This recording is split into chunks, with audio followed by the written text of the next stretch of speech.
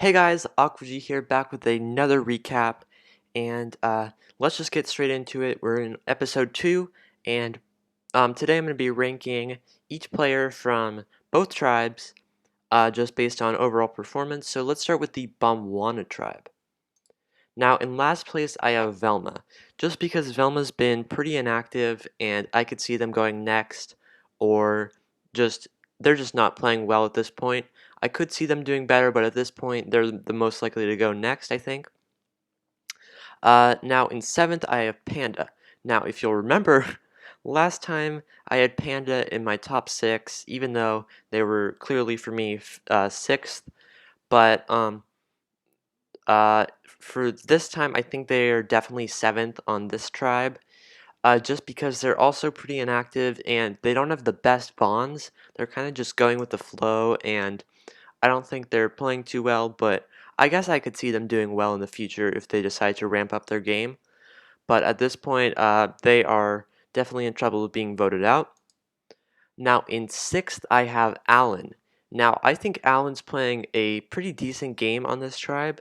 However, uh, Max wants to target them as part of his master plan, which we'll get to shortly. But also, Alan hasn't done too much, but I think they're doing decently. But they could go, so I've got them at 6th here. Now, 5th, I have Ego. Now, the first episode, they might even move up further from 5th here, because in the first episode, um, I it sounded like Quar, Mew, and Max wanted to target them, which made me immediately think, okay, Ego's gonna probably go at some point soon. But for the Tony vote, which I'll get to, for the Tony vote, it didn't seem like Ego was at all really on the outs, and also they did a really good strategy of just talking to everyone and making sure with everyone they sent the same message to everyone, which could come back to bite them if they repeat that strategy. But at this point, I think they're doing pretty well, and based on like trust lists and stuff, they've been pretty high, so I think they could uh, do well at this point. Now, 4th place, I have Max.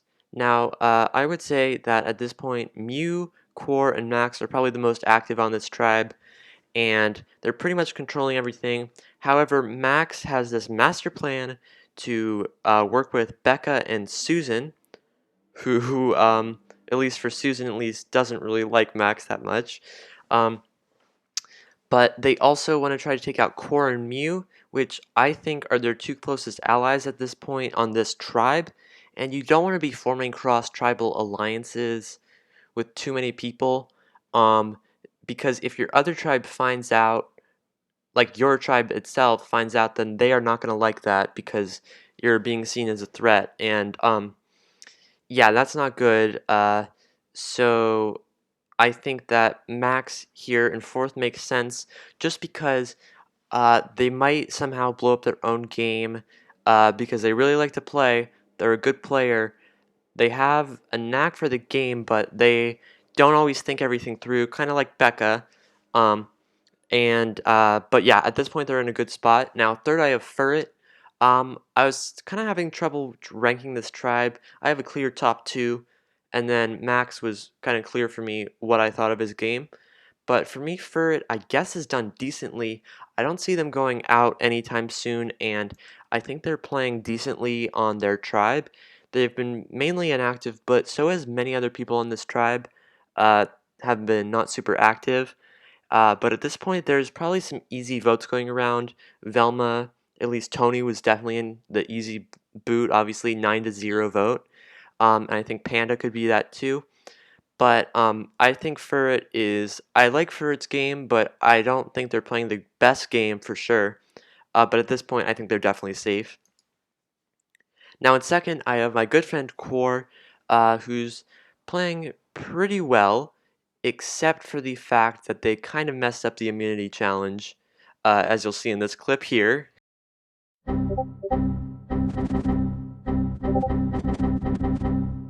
But yeah, I think that they did mess up the immunity challenge, but that should have maybe warranted them getting at least a few votes. or possibly being voted out, but they were not. And I think that really speaks to their relationships. And I think that's probably going to be put in the past at this point, moving forward. I think that's probably just a one episode thing if you failed for your tribe. But if consistently Core is able to do well in future challenges, then I think he'll be fine at this point. He's working with Mew and Max, and a little spoiler for future episode 3 stuff, which I might have to cover again tonight because there's so much going on with that, lots of advantages. But at this point, Core also has an extra vote, which is pretty good for them. So I think they're doing really well. And yeah, only one person I think is playing better than them, and that person is Mew. At this point, I think Mew is kind of controlling the tribe. Um, for me, I don't see how anyone is able to vote out Mew at this point. I think Core is tight with Mew, probably won't want to vote out Mew, especially if they go to a tribal, like, with 8 people, the tribe is not small enough to take out their best member. Um, I don't think everyone would be down for that. That would need to be kind of a rallying of the inactive players, and I really don't see that happening. And even Max's strategy is not going to be able to work until far down the line of getting rid of Core and Mew. Now, even though Core and Mew are definitely big threats, I don't see them going home before the swap for sure. I think they're definitely safe till the swap. So yeah, that's what I think of this tribe here. Also, Mew has an idol that is available to be played until the final 7. So Mew and Core both have advantages, and I think that it's going to go really well for them. So I think they're definitely good for the swap. Quickly, guys, let's talk about Tony, who was voted out in this episode. Tony Vlachos the GOAT, or Tony, voted out second. And of course, they're going to come back in season 5 and win. Um, and they and Manga are going to be in the final 3. Obviously, I'm kidding, but yeah, Tony was pretty much inactive. I thought they could do something well, but they really didn't do much on the season, and they went home in a 9-0 vote because they self-voted. So the first unanimous vote I feel like probably ever in the history of this ORG. Pretty funny there, but yeah, pretty unanimous vote. So now we're going to move over to the Nicoloto tribe, which was the older tribe who actually had a lot of strategy this episode. Of course, revolving around Becca. Anytime Becca's in the game, there's going to be lots of strategy going on. And I watched Will's video before this, and I think we have some different takes about what's going down. So here's what I think. So for me, 8th place, I've got Daniel. Now, Daniel is kind of the equivalent of Velma and Panda at this point. I think they're kind of inactive on this tribe. They're not really doing anything to rustle any feathers or ruffle. Uh, but yeah, I think they're doing decently, but they're obviously pretty inactive and not doing too well. So I could see them going next. However, I imagine with this tribe, it might not be so simple. So they might have a way to be safe. 7th, I have Lynx. Now, Lynx is one of Deer's friends who has never done an ORG and, by the sounds of things, doesn't have too much survivor knowledge. Now, as we've seen with certain people, I was playing my first ORG. Um, so was Belliard in season 2. And like Core this season, this is his first, and this is Susan's first. But some people are better at adjusting socially than others. So I think that's why Lynx hasn't said the exactly right things in certain situations. There was one funny moment with Soldier where they were talking in Alliance chat, and Lynx was like, "Yeah, how may I help you?" And it was kind of funny. People were comparing it as kind of a Karen moment. But anyway, yeah, that's where I think those two are going to be. 6th place, I have Becca. Now, Becca is obviously stirring up lots of trouble and just speaking in confessionals nonstop on this tribe. They're 100 messages away from passing Roxas for messages, which is going to be pretty funny, and they're probably going to pass me soon. But anyway, Yeah, they have some allies, but I think that at one of the next two tribal councils for this tribe, they could definitely be in trouble. They're just causing so much chaos, having so many plans. It's even hard to keep track of how many plans they have. So I don't think they're playing the best game, of course. They're just so funny and so all over the place. Um, but Becca's really interesting. But at this point, they do have an idol, however. So yeah, that makes me put them at sixth. But we will see how this goes for the future for them. Fifth, I have Annie. I feel like Annie's in a pretty tight spot. I don't really see Annie going out soon, but really it's with these bottom three because I'll be honest, I don't think Becca's at this point going to be able to, for this first vote, convince people to vote somebody other than Daniel or Lynx.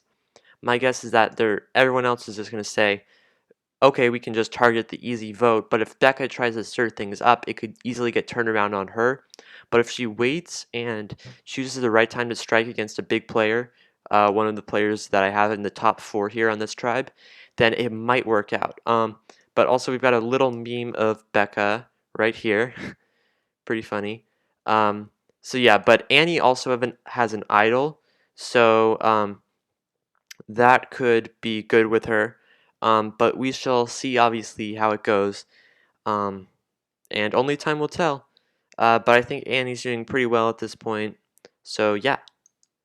Alright, so here's our fourth and third place for this tribe. Fourth, I have Soldier. Now, Soldier ended up getting a strike because they were not active. Busy with other things, which is okay. I still think they're playing a decently good game, but that strike could definitely come back to haunt them if other players see that as a weakness at some point, which they might. And then third, I have Susan. Now, Susan, I think I have some bias towards Susan just on Susan's interactions with Belliard, but I think Susan is able to play calmly and socially. She wants to take out Becca, which I think will probably work if Becca doesn't catch wind of it. But Becca could just play an idol at any random point, which would be funny, of course. Um, but right now, I feel like Susan's in a pretty secure spot. Other than Becca, no one's really targeting her, so that's pretty good. Um, and no one seriously wants her out. Same with Soldier, so that's good. Second, I have Brett. Now, Brett had a bit of a incident, I guess you could say, with Annie regarding the idol, but I think Brett handled it pretty well, and I think he and Annie are definitely close to each other, so that's pretty good for them.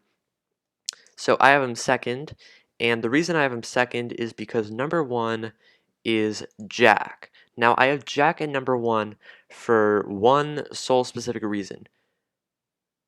Becca throws out lots of people's names, but not once have I heard Jack's name mentioned. So I think that's a good sign for Jack. Nobody wants to target him at this point. I think everyone likes him. He's playing kind of a calm and chill game, and I think that's really going to work out for him. So at this point, Jack is doing well. I definitely think he's guaranteed to make the swap at this point, in my opinion, unless something crazy goes down. But uh, yeah, that's what I think.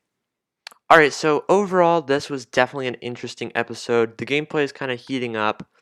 Definitely from Becca, and going into episode 3, me having seen stuff after I know who's going to tribal, Bomwana is. Um, yeah, I'll be talking about episode 3 maybe later today, just giving a brief recap and brief update on my thoughts. So yeah, that's where I have everyone.